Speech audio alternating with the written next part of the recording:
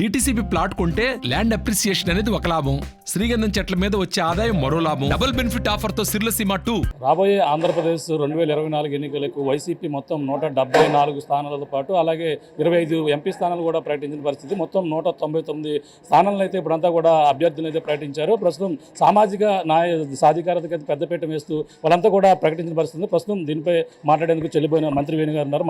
మాట్లాడే ప్రయత్నం చేద్దాం. సార్ చెప్పండి, ఈ రోజు మొత్తం 199 మంది అభ్యర్థులను ప్రకటించారు. ఎలా ఉంది సార్?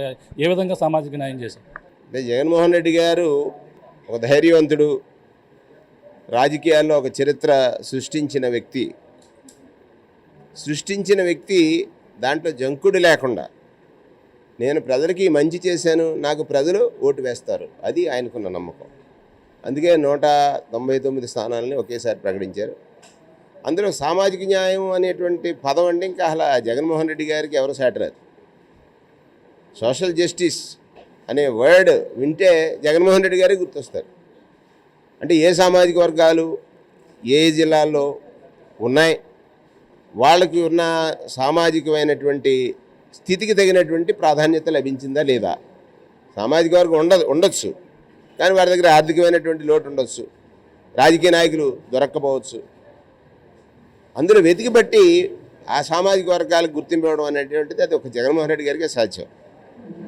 మీకు ఒక ఉదాహరణ చెప్తాను. పశ్చిమ గోదావరి జిల్లాలో సెట్టిపల్లి సామాజిక వర్గీయులు సుమారుగా 10 లక్షల పైనే ఉంటారు. 2014 ఎన్నికల్లో చంద్రబాబు నాయుడు దగ్గరికి సెట్టిపల్లి సంఘ పెద్దలందరూ వెళ్ళారు. ఏమన్నా మాకు 2 సీట్లు ఇవ్వండి కనీసం ఏనపక్షం అని అడిగారు. సీటు ఇస్తే గెలుస్తారట మీరని హేళన చేశాడు.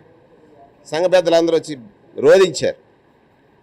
కానీ జగన్మోహన్ రెడ్డి గారు ఇవాళ 3 అసెంబ్లీ స్థానాలు, 2 కౌన్సిల్, ఆల్రెడీ 2 కౌన్సిల్ ఇచ్చేసాను కదని అసెంబ్లీలు మానట్లేదు ఆయన. 2 ఎమ్మెల్సీలు ఇచ్చాను చెట్టిబల్జీలకి అని 3 అసెంబ్లీ స్థానాలు ఇవ్వడం మానలేదే, మళ్ళీ 3 అసెంబ్లీ స్థానాలు ఇచ్చారు. 3 అసెంబ్లీ స్థానాలతో పాటుగా చరిత్ర ఏమిటంటే 2 పార్లమెంట్ స్థానాలు ఇచ్చాడు. అప్పటికే ఒక రాజ్యసభ ఇచ్చాడు. అంటే ఎన్ని వచ్చినాయి? ఈ 3, 2, 5, 3, 8 స్థానాలు సెట్టిబల్జీ సామాజిక వర్గానికి కేటాయించడం అంటే ఇంతకంటే సామాజిక న్యాయానికి అర్థమే ఉంటుంది. ఇది ఇచ్చినటువంటి జగన్మోహన్ రెడ్డి గారు మా వర్గాలే కాదు, అంటే ఏ వర్గాలు ఇవాళ రాజకీయ ప్రాతినిధ్యంలో లేకపోతే రాజకీయాలను ప్రభావితం చేయగలవని.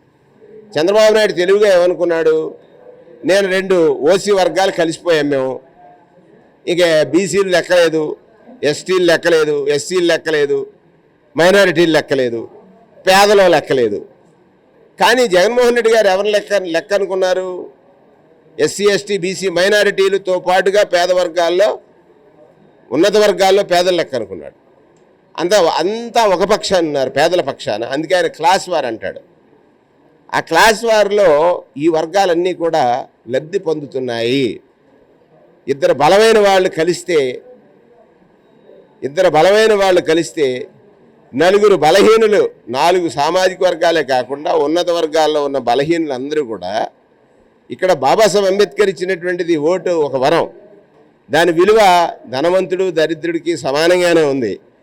కానీ మా ఓట్లు వేయించుకుని మమ్మల్ని వంచిన చంద్రబాబు నాయుడికి, మా ఓట్లు వేసి మమ్మల్ని ఆరాధించేటువంటి జగన్మోహన్ రెడ్డి గారికి చాలా వ్యత్యాసం ఉంది.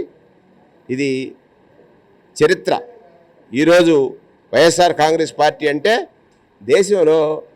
దేశంలో రాజకీయ నాయకులందరూ కూడా ఒక చరిత్రగా చూసేటువంటి రోజుగా నేను భావిస్తూ ఉన్నాను. గోదావరి జిల్లాలో పరిణామాలు ఎలా ఉన్నాయి? ఉమ్మడి గోదావరి జిల్లాలో టీడీపీ కావచ్చు, వీటికి మీ వైసీపీకి ఇచ్చినటువంటి పరిణామాలు 2 కూడా క్యాస్ట్ ఈక్వేషన్స్ ఎలా ఉన్నాయి?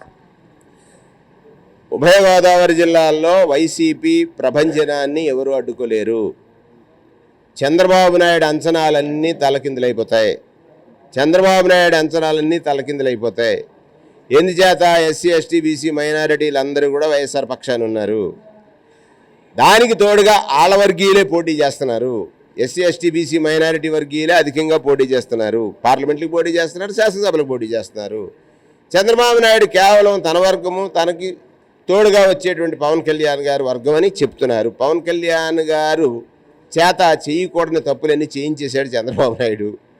ఆ వర్గం వారు కూడా ఇవాళ కనువిప్పు అది కనువిప్పు కలిగి, అంటే కనువిప్పు అంటే ఆ వర్గం వారు కూడా తెలుసుకున్నారు, చంద్రబాబు నాయుడు ట్రాప్లో మనోడు పడ్డాడరా, మనమైనా మేలుకోపోతే రాజకీయంగా మన వాళ్ళకి ఇబ్బంది కలుగుద్దని వారు తెలుసుకున్నారు. కాబట్టి రేపు ఉభయ గోదావరి జిల్లాల్లో వైఎస్ఆర్ ప్రభంజనం చరిత్ర సృష్టిస్తుంది. అంటే ముఖ్యమైన నాయకులు పవన్ కళ్యాణ్ కావచ్చు, అలాగే బాలకృష్ణ కావచ్చు, లోకేష్ కావచ్చు, మహిళలను పోటీ చేయడం ఆంతర్యం ఏంటనుకోవాలి?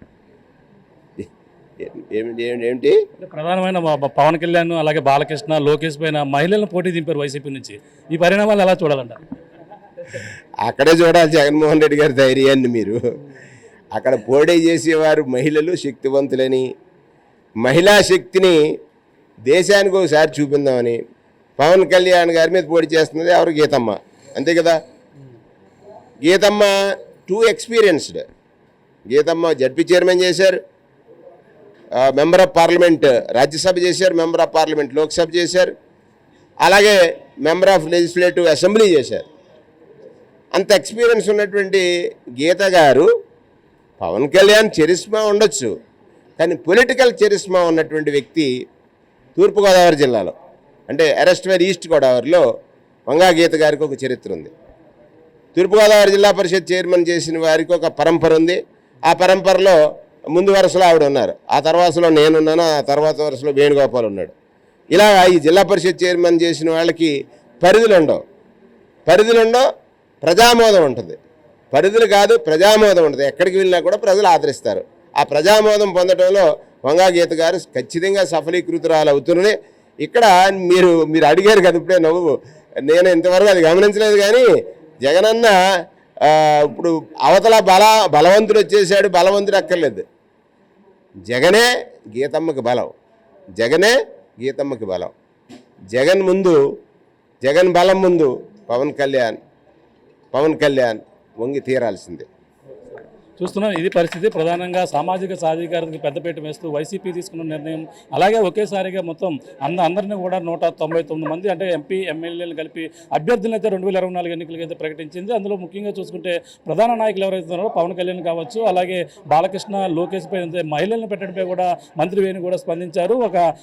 అదే జగన్మోహన్ రెడ్డి ధైర్యంతో మహిళా శక్తితో కూడా ఏదైనా సాధించవచ్చని నిరూపించగలుగుతుందని చెప్తున్నారు. ఏదైనా సామాజిక సాధికారత అయితే తూర్పుగోదావరి జిల్లాలో ఎవరో చేయని విధంగా, ఏ పార్టీ చేయని విధంగా కూడా వైఎస్ఆర్ జగన్మోహన్ రెడ్డి తీసుకున్న నిర్ణయంతోనే రాబోయే ఎన్నికల్లో విజయడంకా ముగించబోతుంది. ఏది ఏమైనా మళ్ళీ జగన్మోహన్ రెడ్డిని సీఎం చూస్తామని అలాగే మంత్రి చెల్లిపోయిన వేణుగోపాలకృష్ణ గారు చెప్తున్న పరిస్థితి ప్రధానంగా ఉందని చెప్పాలి. ఇది కూడా తాజా పరిస్థితి. కెమెరా బాలితో ప్రకాష్, RTV, రాజమండ్రి రూరల్ నుంచి. మరిన్ని వీడియోస్ కోసం ఛానల్ ని సబ్స్క్రైబ్ చేయండి, లేటెస్ట్ అప్డేట్స్ కోసం వాట్సాప్ ఛానల్ ని ఫాలో చేయండి, అండ్ లింక్ డిస్క్రిప్షన్ లో ఉంది.